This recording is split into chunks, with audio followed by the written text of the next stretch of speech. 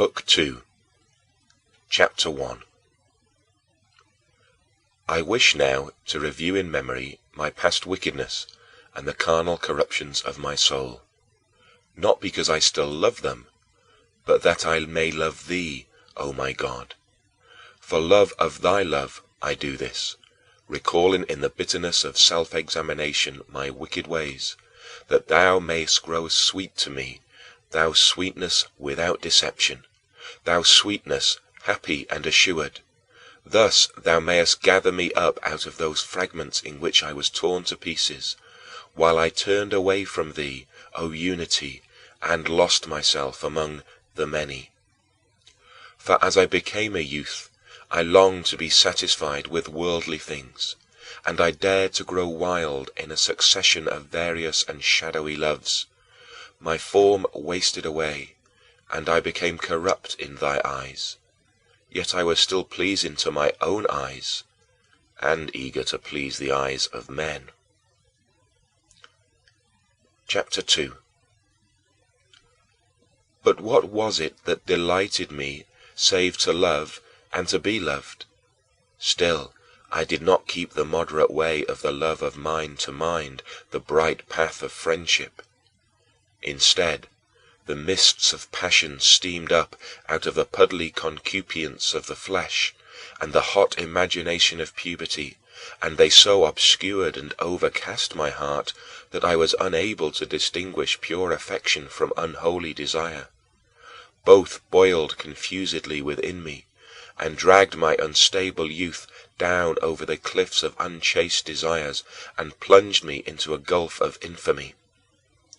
Thy anger had come upon me, and I knew it not.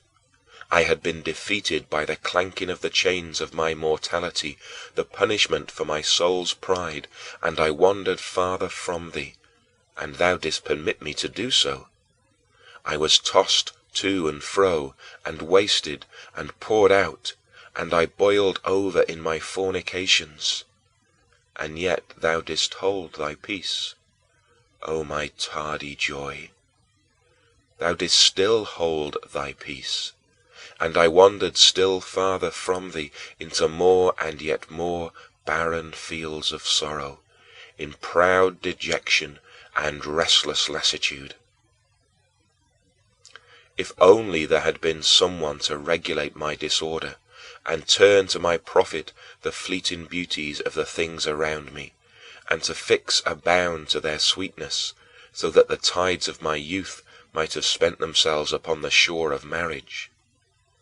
Then they might have been tranquilized and satisfied with having children, as thy law prescribes, O Lord, O thou who dost form the offspring of our death, and art able also with a tender hand to blunt the thorns which were excluded from thy paradise.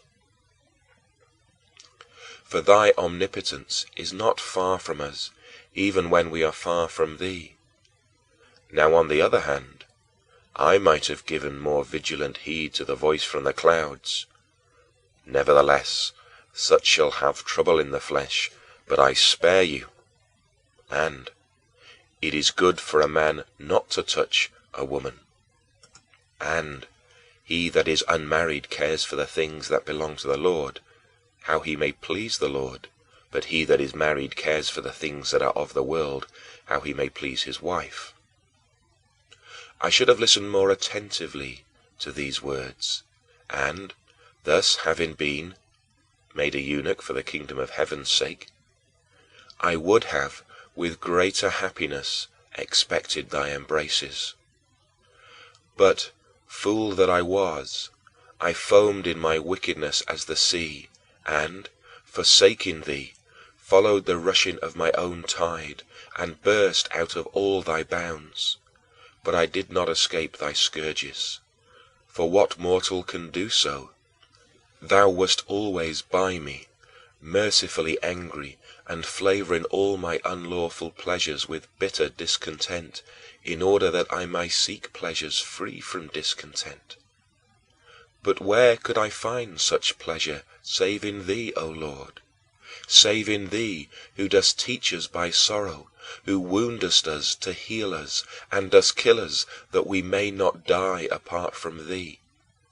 Where was I, and how far was I exiled from the delights of thy house in that 16th year of the age of my flesh, when the madness of lust held full sway in me, that madness which grants indulgence to human shamelessness, even though it is forbidden by thy laws, and I gave myself entirely to it.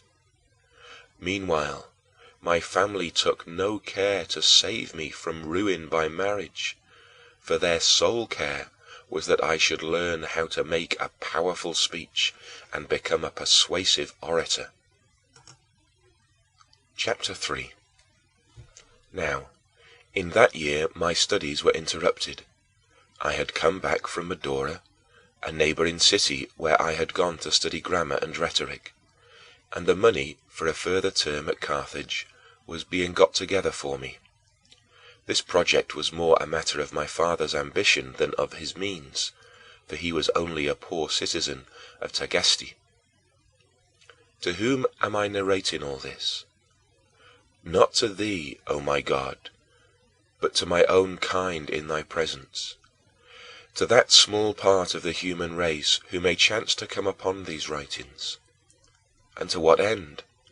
That I and all who read them may understand what depth there are from which we are to cry unto thee. For what is more surely heard in thy ear than a confessing heart and a faithful life?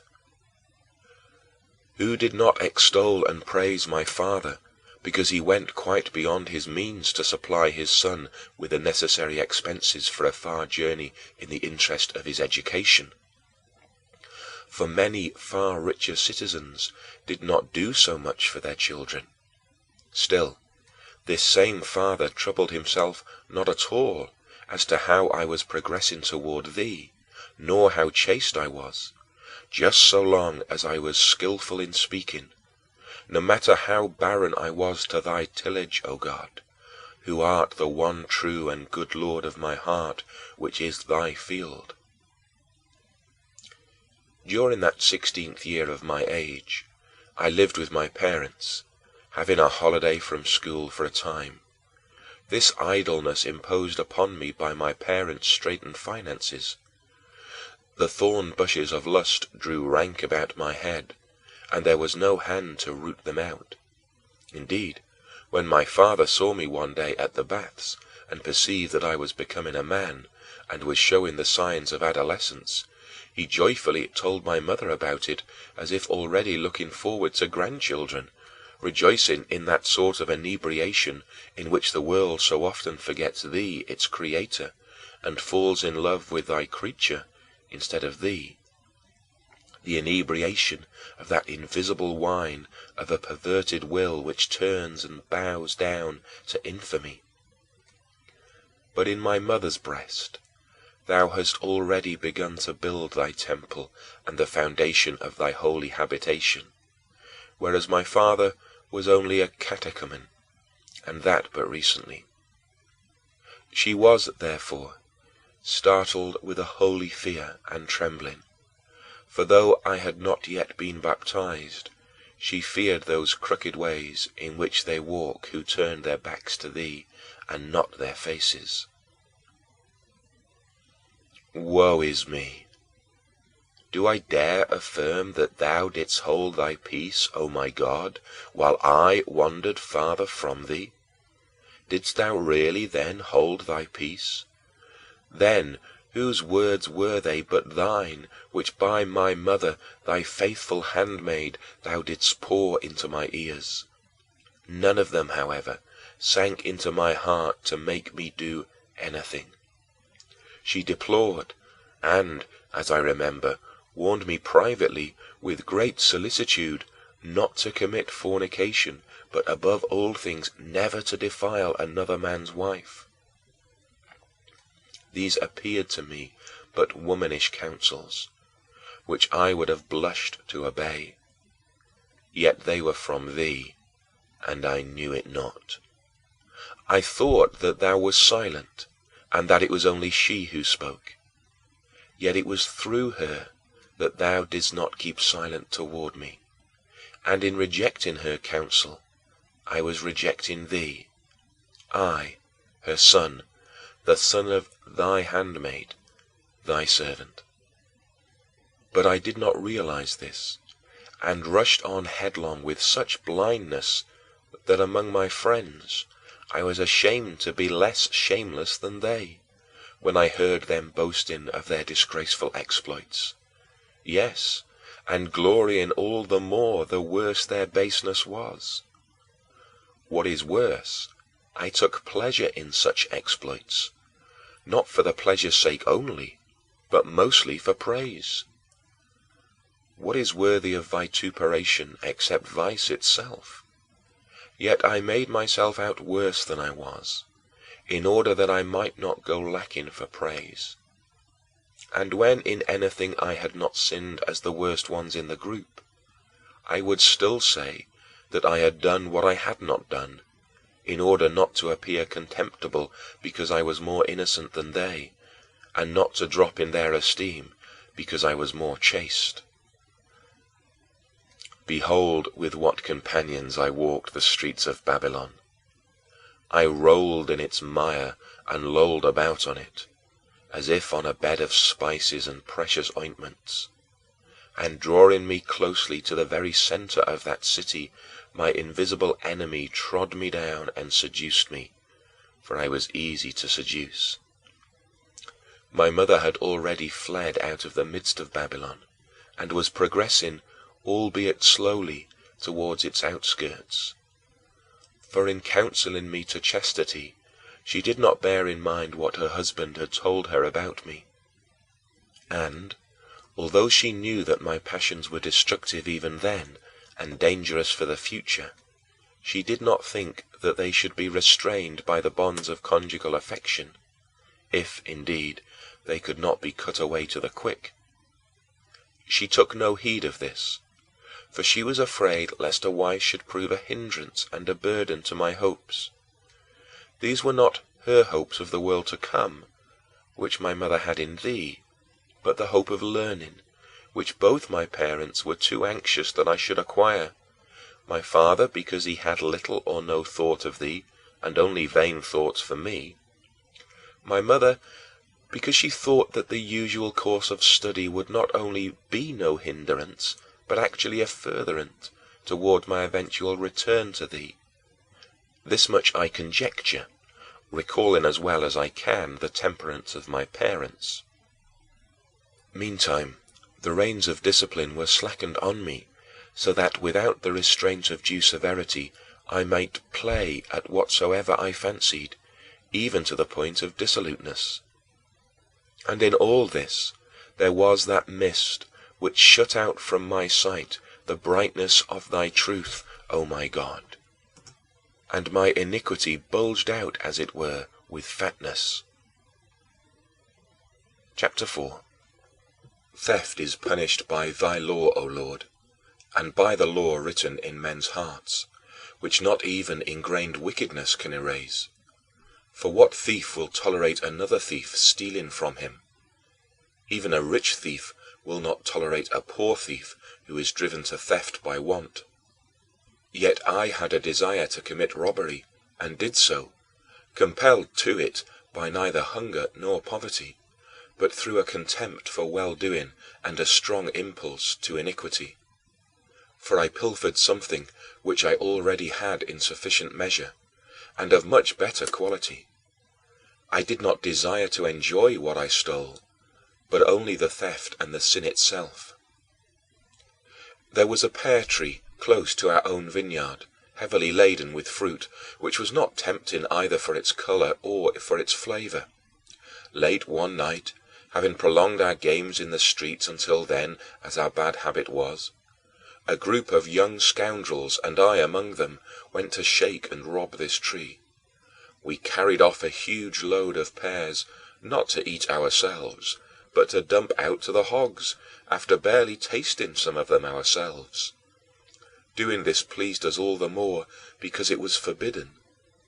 Such was my heart, O God, such was my heart, which thou didst pity even in that bottomless pit. Behold, now let my heart confess to thee what it was seeking there, when I was being gratuitously wanton, having no inducement to evil but the evil itself, it was foul, and I loved it. I loved my own undoing. I loved my error, not that for which I erred, but the error itself. A depraved soul, falling away from security in thee to destruction in itself, seeking nothing from the shameful deed but shame itself. Chapter 5. Now, there is a comeliness in all beautiful bodies, and in gold and silver and all things. The sense of touch has its own power to please, and the other senses find their proper objects in physical sensation. Worldly honor also has its own glory, and so do the powers to command and to overcome, and from these there springs up the desire for revenge. Yet, in seeking these pleasures, we must not depart from thee, O Lord, nor deviate from thy law. The life which we live here has its own peculiar attractiveness, because it has a certain measure of comeliness of its own and a harmony with all these inferior values. The bond of human friendship has a sweetness of its own, binding many souls together as one. Yet because of these values, sin is committed, because we have an inordinate preference for these goods of a lower order, and neglect the better and the higher good, neglecting thee, O our Lord God, and thy truth and thy law.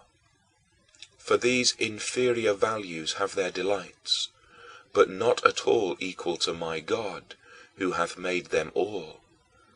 For in him do the righteous delight, and he is the sweetness of the upright in heart.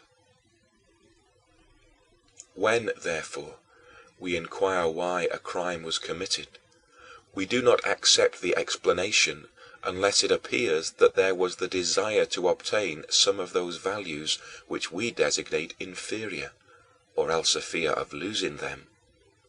For truly they are beautiful and comely, though in comparison with the superior and celestial goods they are abject and contemptible. A man has murdered another man. What was his motive? Either he desired his wife or his property, or else he would steal to support himself, or else he was afraid of losing something to him, or else, having been injured, he was burning to be revenged. Would a man commit murder without a motive, taking delight simply in the act of murder? Who would believe such a thing? Even for that savage and brutal man of whom it was said that he was gratuitously wicked and cruel, there is still a motive assigned to his deeds. Lest through idleness, he says, hand or heart should grow inactive. And to what purpose?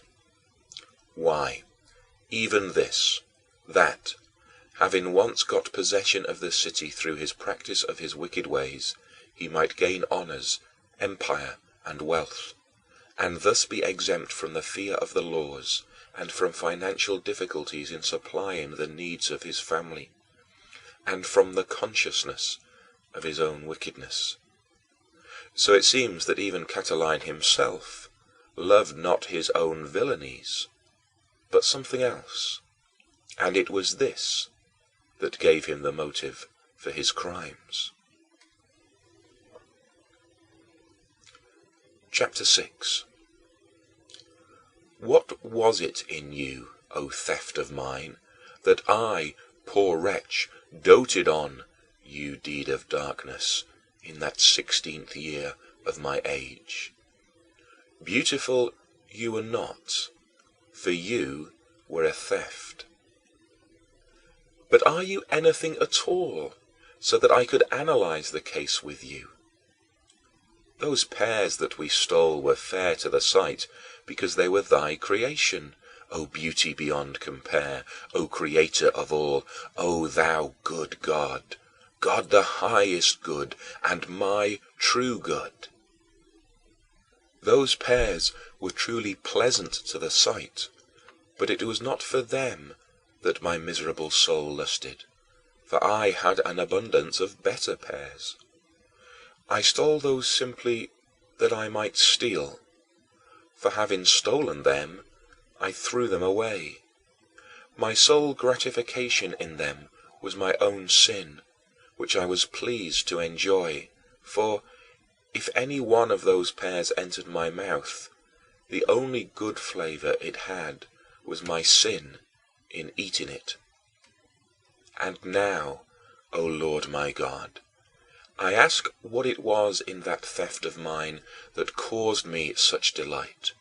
For behold, it had no beauty of its own, certainly not the source of beauty that exists in justice and wisdom, nor such as is in the mind, memory senses, and the animal life of man, nor yet the kind that is the glory and beauty of the stars in their courses, nor the beauty of the earth, nor the sea teeming with spawning life, replacing in birth that which dies and decays. Indeed, it did not have that false and shadowy beauty which attends the deceptions of vice. For thus we see pride wearing the mask of high-spiritedness, although only thou, O God, art high above all. Ambition seeks honor and glory, whereas only thou shouldst be honored above all and glorified forever. The powerful man seeks to be feared because of his cruelty, but who ought really to be feared but God only? What can be forced away or withdrawn out of his power? When or where or whither or by whom? The enticements of the wanton claim the name of love, and yet nothing is more enticing than thy love, nor is anything loved more healthfully than thy truth, bright and beautiful above all. Curiosity prompts a desire for knowledge, whereas it is only thou who knowest all things supremely. Indeed, ignorance and foolishness themselves go masked under the names of simplicity and innocence, yet there is no being that has true simplicity like thine, and none is innocent as thou art. Thus, it is that by a sinner's own deeds he is himself harmed. Human sloth pretends to long for rest, but what sure rest is there save in the Lord? Luxury would fain be called plenty and abundance, but thou art the fullness and unfailing abundance of unfading joy. Prodigality presents a show of liberality, but thou art the most lavish giver of all good things. Covetousness desires to possess much, but thou art already the possessor of all things. Envy contends that its aim is for excellence, but what is so excellent as thou? Anger seeks revenge, but who avenges more justly than thou? Fear recoils at the unfamiliar and the sudden changes which threaten things beloved, and is wary for its own security. But what can happen that is unfamiliar or sudden to thee? Or who can deprive thee of what thou lovest? Where, really, is there unshaken security, save with thee? Grief languishes for things lost in which desire had taken delight, because it wills to have nothing taken from it, just as nothing can be taken from thee. Thus the soul commits fornication when she is turned from thee, and seeks apart from thee what she cannot find pure and untainted until she returns to thee. All things thus imitate thee, but pervertedly, when they separate themselves far from thee and raise themselves up against thee. But even in this act of perverse imitation, they acknowledge thee to be creator of all nature, and recognize that there is no place whither they can altogether separate themselves from thee. What was it then that I loved in that theft? And wherein was I imitating my Lord, even in a corrupt and perverted way? Did I wish, if only by gesture, to rebel against thy law, even though I had no power to do so actually, so that, even as a captive, I might produce a sort of counterfeit liberty, by doing with impunity deeds that were forbidden in a deluded sense of omnipotence? Behold this servant of thine, fleeing from his Lord and following a shadow. O rottenness, O monstrousness of life and abyss of death! Could I find pleasure only in what was unlawful, and only because it was unlawful? Chapter 7.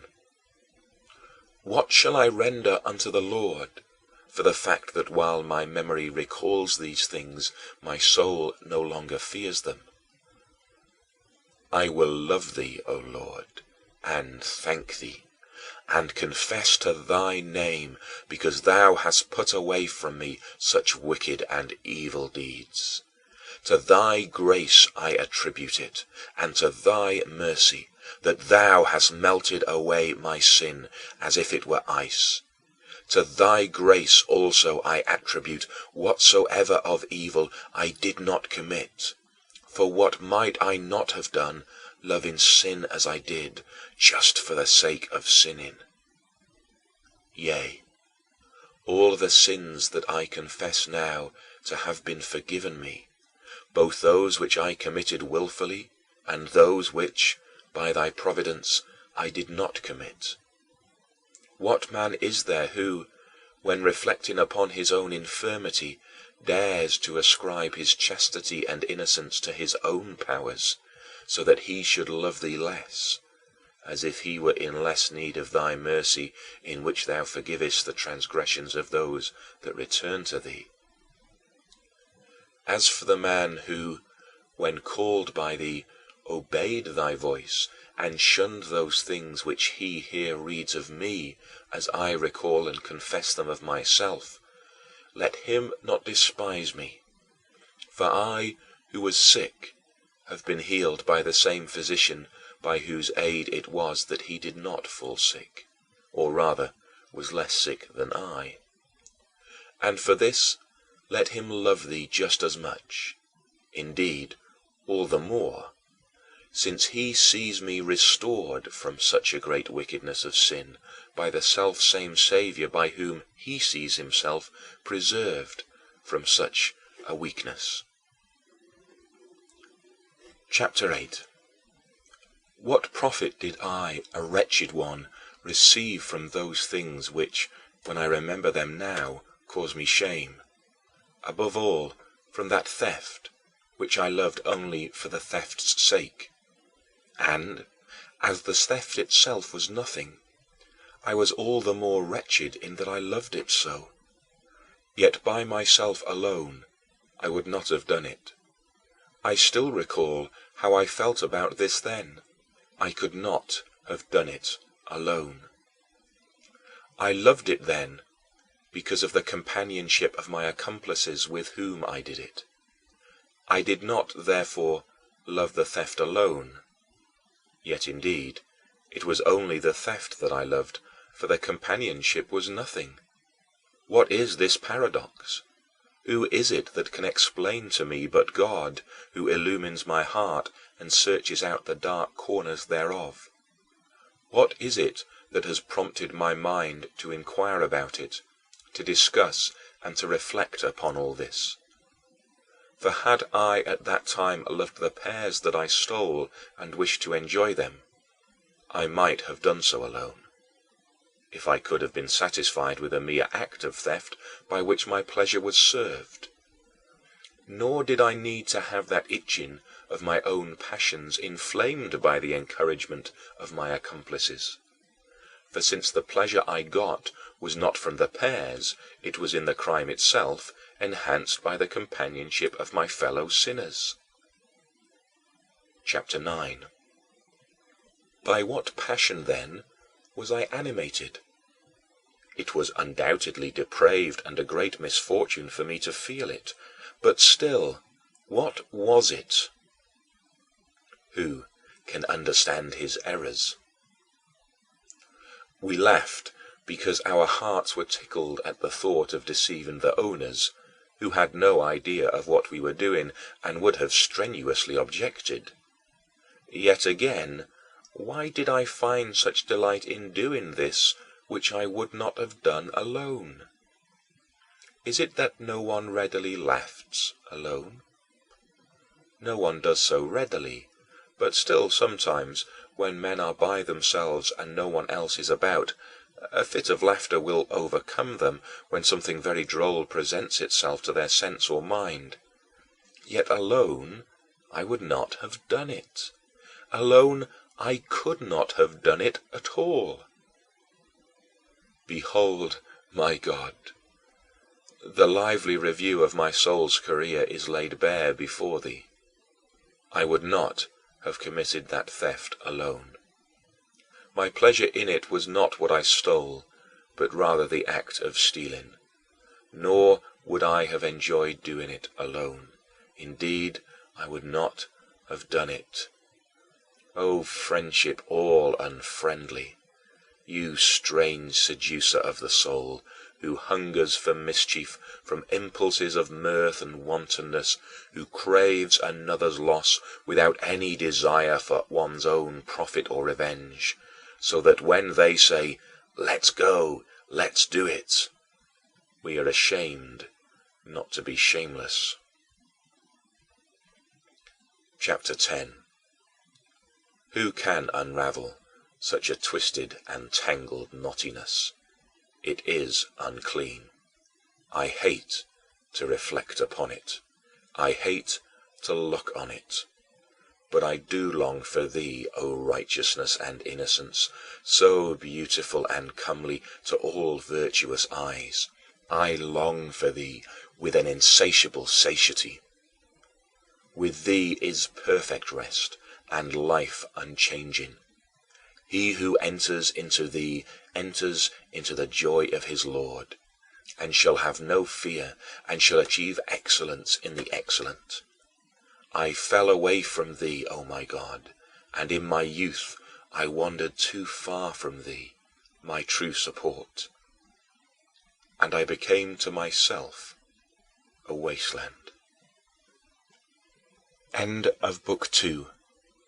Confessions by Saint Augustine.